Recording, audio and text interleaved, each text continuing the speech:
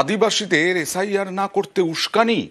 বাঁকুড়া এবং ওড়িশা থেকে দুজন পান্ডাকে গ্রেফতার করল পুলিশ। আদিবাসীদের এরকম উস্কানি দেওয়া হচ্ছে অভিযোগ। বাঁকুড়া পুরুলিয়ায় আদিবাসীদের উস্কানি, এসআইআর ফর্ম ফিল আপ করেননি আদিবাসীদের একাংশ। সরাসরি চলে যাব প্রতিনিধি প্রিয়ব্রতর কাছে। প্রিয়ব্রত, কি অভিযোগ এবং এই দুজন কারা?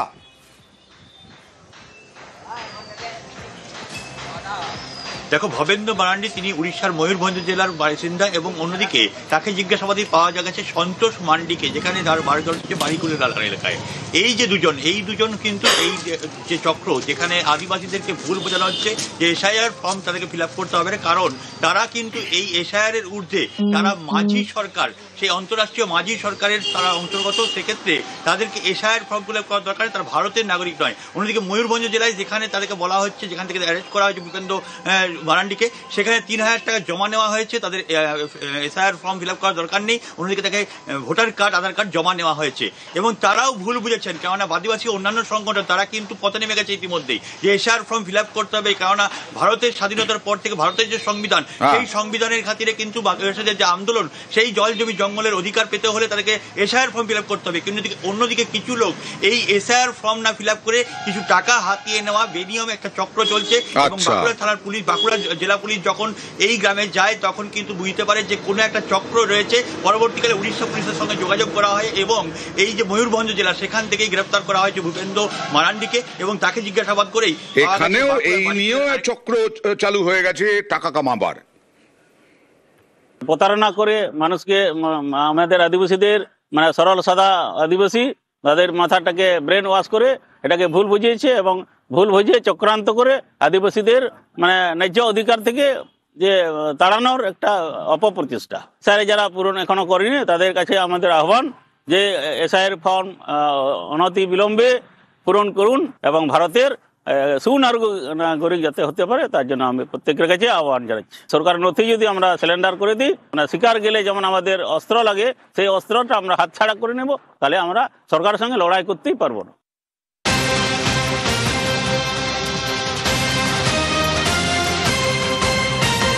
বিএলওদের নিরাপত্তা নিয়ে সুপ্রিম কোর্টের নির্দেশ। সেই নির্দেশ হলো বিভিন্ন পক্ষকে রিপোর্ট দিতে হবে, বিভিন্ন পক্ষের বক্তব্য জানতে চাইল সুপ্রিম কোর্ট।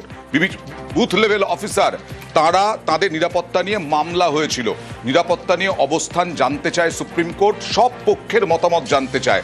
রাজ্য সরকার, নির্বাচন কমিশন রাজ্য সরকারের মনোভাব জানতে চায়, কমিশনের মনোভাবও জানতে চায় শীর্ষ আদালত।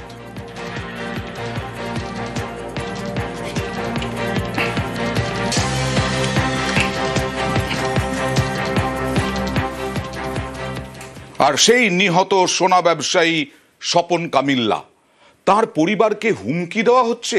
হ্যাঁ, খুনের হুমকি দেওয়া হচ্ছে নাকি এখনো পর্যন্ত জানা যাচ্ছে, এবং মামলা তুলে নেওয়ার হুমকি, মামলা তুলে না নিলে খুনের হুমকি, এরকমটাই বিস্ফোরক অভিযোগ।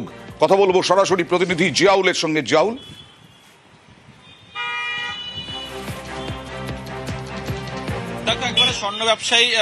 একেবারে স্বর্ণ ব্যবসায়ী খুনে অভিযুক্ত, অর্থাৎ এখনো পর্যন্ত 4 জনকে গ্রেপ্তার করা হয়েছে। তার মধ্যে প্রশান্ত বর্মন বিডিও, তিনি কিন্তু জামিন পেয়েছেন, কিন্তু তিনি জামিন পাবার পরেই কিন্তু স্বপন কুমিল্লা অর্থাৎ এই স্বর্ণ ব্যবসায়ীর পরিবারকে লাগাতার হুমকি দেওয়া হচ্ছে, খুনের হুমকি, প্রাণনাশের হুমকি দেওয়া হচ্ছে অচেনা একটি ফোন নাম্বার থেকে। এবং ফলে তারা কিন্তু এই মুহূর্তে উড়িষ্যার একটি জায়গায় আত্মগোপন করে রয়েছে। ফলে এই তাকে লাগাতার হুমকি দেওয়া হচ্ছে, ভয়ে আত্মগোপন করে রয়েছে। অন্যদিকে ব্লক সভাপতি, প্রাক্তন ব্লক সভাপতি, তিনি কেন জামিন পাবেন না, অর্থাৎ এই কেসে স্বর্ণ ব্যবসায়ী খুনে কিন্তু বিডিও কিন্তু মূল অভিযুক্ত, তাকে কিন্তু জামিন দিয়েছেন, কিন্তু তিনি কেন, এই ব্লক সভাপতি তিনি কেন জামিন পাবেন না, এই নিয়ে কিন্তু আজকের কোর্টে যখন সওয়াল জবাব হয়, সেখানে একেবারে সরকারি পক্ষের আইনজীবী স্পষ্ট করেন যে PO1, PO2, PO3 অর্থাৎ একদিকে অপহরণ, খুন, পরবর্তীকালে দেহ লোপা, ছেড়ে দেওয়া, 3টি জায়গায় কিন্তু এই ব্লক সভাপতির উপস্থিতি লক্ষ্য করা গেছে। যে 3-4 জন গ্রেপ্তার হয়েছে তার মধ্যে একজনের কাছে সমস্ত ভিডিও রয়েছে এবং সেই ভিডিও ইতিমধ্যেই কিন্তু পুলিশের হাতে রয়েছে। ফলে এই ঘটনায় সরাসরি যুক্ত রয়েছে এই যে খুনের হুমকি দেওয়া হয়েছে, এই বিষয়টি কি আদালতকে জানিয়েছে পুলিশ? একদম, দেখো আদালতে কিন্তু ইতিমধ্যেই কিন্তু এই যে নতুন করে হুমকি দেওয়া হয়েছে, খুনের হুমকি, এবং তারা যাতে কোনো রকম ভাবে বাংলায় ঢুকতে না পারে তার জন্য ইতিমধ্যেই কিন্তু বিধাননগর কমিশনের কাছে ইতিমধ্যেই কিন্তু জিডি হয়েছে। ফলে তিনি ভয়ে আছেন, আতঙ্কে আছেন। এটাও কিন্তু ভাবা যায় বাংলায় যাতে ঢুকতে না পারে তার জন্য হুমকি দেওয়া হচ্ছে। এবং বিভাস চট্টোপাধ্যায় সরকারি আইনজীবী, বিশেষ সরকারি আইনজীবী কি বলছেন দেখুন। উনি বেল ফাইল করেছিলেন এবং সেই আবার পুরনো গ্রাউন্ড যে উনি ছিলেন না ক্রাইমের সময়। তো আমরা এভিডেন্স দিয়ে দেখিয়েছি যে উনি নিউ টাউনে এবং ক্রাইমের বিভিন্ন জায়গাগুলোতে ছিলেন। আর এই person along with the video equally involve, মার্ডারের সময় ছিল, এই মার্ডারে পার্টিসিপেট করেছে, প্রথমে কিডন্যাপিং, তারপর মার্ডার, তারপর বডিটাকে ডিসপোজ অফ করার জন্য ছুঁড়ে ফেলেছে। ডিফেক্টো কমপ্লেনেন্টকে থ্রেট করা হলো যে কেস তুলে নেওয়ার জন্য। তো সেই টু দ্যাট এফেক্ট একটা জিডি করা হয়েছে, সেই জিডির কপিও আমরা কোর্টে জমা দিয়েছি। প্লাস এই ব্লক সভাপতির আগেও একটা কেস ছিল, যে কেসের ডকুমেন্টও আমরা জমা দিয়েছি। হ্যাঁ, ওনারা উড়িষ্যায় আছেন যেটুকু আমরা জানি, এবং তারপর ওনারা ওখান থেকে থ্রেট কল পেয়েছেন। থ্রেট কলটা নিয়ে তদন্ত চলছে, এনকোয়ারি করে দেখছে কি আছে, আমরা ঠিক টাইমে ঠিক জায়গায় জানাবো। কেস তুলে নিতে বলছে আর ওয়েস্ট বেঙ্গল ঢুকতে বারণ করা হচ্ছে। এবার দেখাবো সবুজ ধ্বংস করে হুগলি নদীর চর দখলের অভিযোগ উঠল। একেবারে আর্থ মুভার দিয়ে সমস্ত সবুজ ধ্বংস করে দেওয়া হচ্ছে। একটা ভাগীরথী সমবায়, তাদের বিরুদ্ধে অভিযোগ। সৌন্দর্যায়নের নামে চর দখলের অভিযোগ। শ্যামপুর 1 শিবগঞ্জ ভাগীরথী সমবায়ের বিরুদ্ধে অভিযোগ। কি বলছেন স্থানীয়রা দেখুন। আমার ছোটবেলা দিকে কাছে ওরা ভালো হালি ঘাস ছিল, মানে রাত রাতে সব জেসিবিতে মাটি কেটে কেটে কেটে পাগলা মনে হয়ে গেল। এতদিনে শিবগঞ্জে ভাগীরথী কি উন্নতি করেছে, ভালো হোক আমরা চাই, কিন্তু সেটা লিগেলে হোক, আনলিগেল না। এরকম ধরছে ওরা বেঁচে দিচ্ছে। ওটাই মাঠ ছিল, তোরা মাটি কেটে সব বেঁচে দিল কেন? আপনারা কি চাইছেন? গাছপালা লাগা, ঘেরাঘেরি যাবে না, মাটি তুলছে, ঘিরে ফেলছে, এটা কি করে হয়? কথা বলবো প্রতিনিধি সন্তুর সঙ্গে। সন্তু, এই যে ভাগীরথী সমবায়, তারা কতদিন ধরে কি করে, কি কাজ তাদের, এবং সেই ভাগীরথী সমবায়ের ইতিহাস কি, এবং এইভাবেই কি জমি দখল করে নাকি, এরকম অভিযোগ আছে?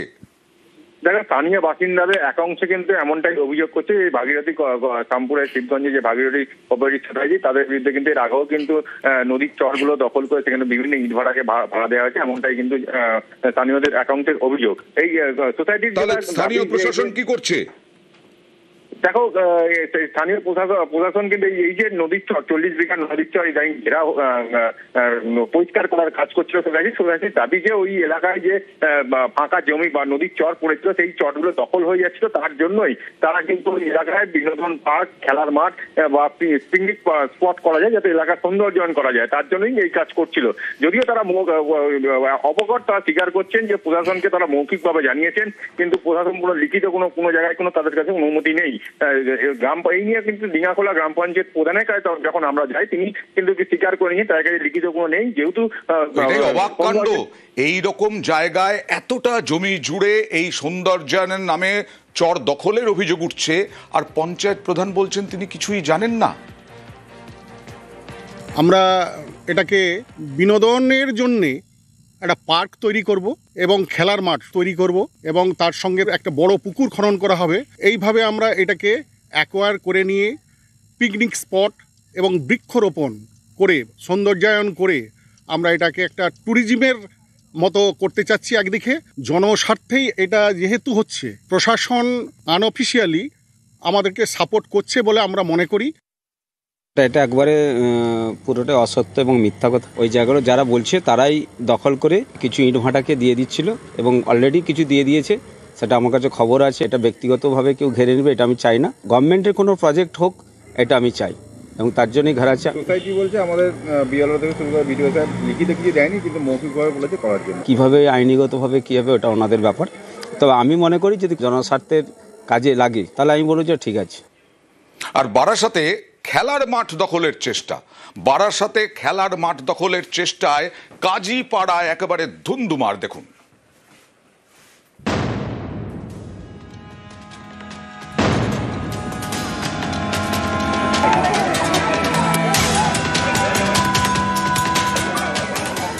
আগে চাষবাস হতো, পরে সেই জমিতেই কখনো ফুটবল কখনো ক্রিকেট।